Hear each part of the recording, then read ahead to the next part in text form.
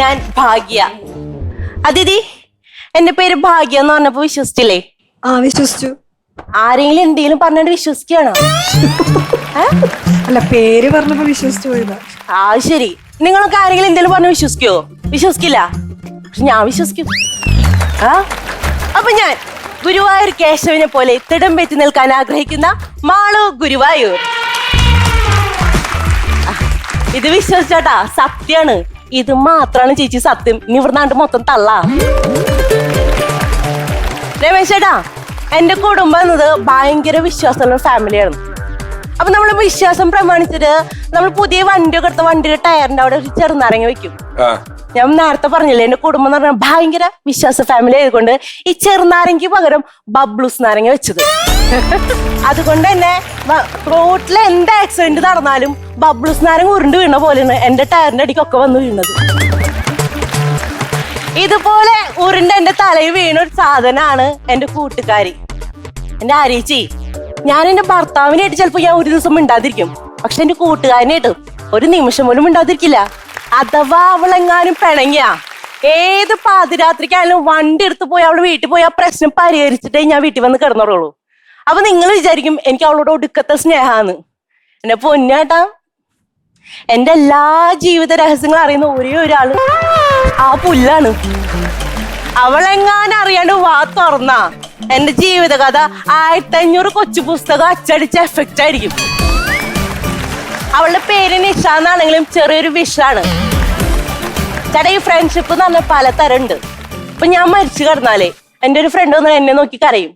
എന്റെ best friend ആണെങ്കിൽ ചിലപ്പോ എന്നെ കെട്ടിപ്പിടിച്ച് കരയും. അപ്പൊ എന്റെ ക്ലോസ് ഫ്രണ്ട് ആണ് ഇവള് എങ്ങനെയാന്ന് നമുക്ക് അറിയണല്ലോ. അപ്പൊ ഞാൻ അവളോട് ചോദിച്ചു, എടി ഞാൻ മരിച്ചു കഴിഞ്ഞാ നീ എന്ത് ചെയ്യുന്നു? എടുത്ത വഴിക്ക് അവള് പറയണ, നീ പേടിക്കണ്ട, നിന്റെ ഫോണിലുള്ള പാസ്വേഡ് ഒരാൾ നോക്കി തുറക്കാണ് ഞാൻ അയച്ചത്. ചേച്ചി, ഈ വിശ്വാസം എന്ന് പറയണതേ സമയം പോലെ മാറിക്കൊണ്ടിരിക്കുന്ന സാധനമാണെന്നുള്ളത് വീട്ടിലിരിക്കുന്ന പൊടി പിടിച്ച പ്രൊഡക്റ്റിനെ കണ്ടപ്പോഴാണ് എനിക്ക് മനസ്സിലായത്. ആരാന്നല്ലേ? എന്റെ അമ്മൂമ്മ. മറ്റേ വാവുബലിക്ക് വാടലില് ഒരു പിടി ചോറ് കൂട്ടിയിട്ട് കൈയൊട്ടി കാക്കനെ വിളിച്ചു വരുത്തിട്ട് ഞങ്ങളോട് പറയണ്, ദേണ്ട മക്കളെ, ഇതാ വന്നിരിക്കണത് നിങ്ങൾ അപ്പൂപ്പൻ, കാക്കപ്പൂപ്പൻ എന്ന് പറയല്ല. ആ കാക്ക വന്ന് ഉരുളയില് 2 കൊത്തും കൊത്തി ഒറ്റയ്ക്ക് പറന്നുകൊണ്ട് പോയി. ഇത് കണ്ടപ്പോ അമ്മൂമ്മ, എന്റെ ദൈവമേ, ഇതെന്റെ കരുണാകരേട്ടൻ തന്നെ, അങ്ങനെ ജീവിച്ചിരിക്കുമ്പോഴും ഒരു പിടിക്ക് ബാക്കി വെച്ചിട്ട് പോവാറുള്ളൂ. പക്ഷെ അമ്മൂമ്മനെ ഞാൻ കുറ്റം പറയല്ലാട്ടാ. അങ്ങനെ കുറ്റം പറഞ്ഞ് ചിലപ്പോ പെൻഷന്റെ പൈസ എനിക്ക് തന്നില്ലെങ്കിലാ. ഈ വിശ്വാസം എന്താന്ന് പഠിപ്പിച്ചത് എനിക്ക് എന്റെ അമ്മൂമ്മയാ. മോളെ, കേൾവി അറിവ് മാത്രല്ല വായന അറിവ് വേണമെന്ന് പറഞ്ഞിട്ട് രാമായണം, മഹാഭാരതം, ബൈബിള് എന്ന് വേണ്ട സകലമാന ബുക്കുകളും എന്റെ കൈക്ക് എത്തിച്ചു തന്നു. എന്റെ പൊന്നു ചേച്ചി, ഇപ്പൊ ഒന്നല്ല, സ്കൂളിൽ പഠിക്കുന്ന കാലത്ത് ഈ ബുക്ക് എന്ന് പറഞ്ഞാൽ എനിക്ക് ഉറക്കം വരും. ഈ ഉറക്കം വരാത്തൊരു ബുക്ക് എന്ന് പറയുന്നത് അത് ഫേസ്ബുക്ക് മാത്രം. ഈ ഫേസ്ബുക്ക്, ഇൻസ്റ്റാഗ്രാം ഏത് പാതിരാത്രി വരെ ഇരുന്ന് കണ്ടാലും എനിക്ക് ഉറക്കം വരില്ല. ഇനിയിപ്പൊ കണ്ണിന്റെ ഫിലിമെന്റ് അടിച്ചു പോയി എന്ന് പറഞ്ഞാലും ഫോൺ അടിച്ചു പോയിട്ടില്ല വിശ്വസിക്കാനാ എനിക്കിഷ്ടം. ബേബി സാറേ, നമ്മള് ജാതകം നോക്കിയിട്ട് തലവറ വിശ്വസിച്ചിരുന്ന ഒരു കാലം ഉണ്ടായിരുന്നു. ഇപ്പൊ സോഷ്യൽ മീഡിയയിൽ റീച്ച് നോക്കിയിട്ടാണ് അവരുടെ തലവര പറയണത്. എല്ലാം പോട്ടെ, ഞങ്ങള് വീടിനടുത്ത് 80 വയസ്സുള്ള നാണിത്തളുണ്ട്. നാണിത്തളയ്ക്ക് ഫേസ്ബുക്ക് ഉണ്ട്, പക്ഷെ ഫേസ്ബുക്ക് പ്രൈവറ്റാ. അതിപ്പോ ഈ കഴിഞ്ഞിടയ്ക്ക് ഫേസ്ബുക്ക് ഒരു സംഭവം ഏൽപ്പിച്ചിട്ടുണ്ടല്ലോ, ഫോട്ടോ ഇട്ട പൈസ, വീഡിയോ ഇട്ട പൈസ, എന്തിനീ ലൈവ് വന്നാ വരെ പൈസയാണ്. അതുകൊണ്ട് ഇപ്പൊ എന്താ, നാണിത്തള ഇപ്പൊ പ്രൈവറ്റ് അക്കൗണ്ട് മാറ്റിട്ട് പബ്ലിക് അക്കൗണ്ട് ആയി. എന്നിട്ട് ഞങ്ങൾ അവിടുത്തെ പ്രൈവറ്റ് ബസ് ഓടിക്കേണ്ട രമേശനോട് പറയണേ, എടാ രമേശ, നീ പ്രൈവറ്റ് ബസ് ഓടിച്ചിട്ട് എന്നാ കിട്ടാനാ? ആ ബസ്സൊക്കെ ഒന്ന് പബ്ലിക് ആക്കിട്ട് 10 പൈസ ഉണ്ടാക്കാൻ നോക്ക് മോനേന്ന്.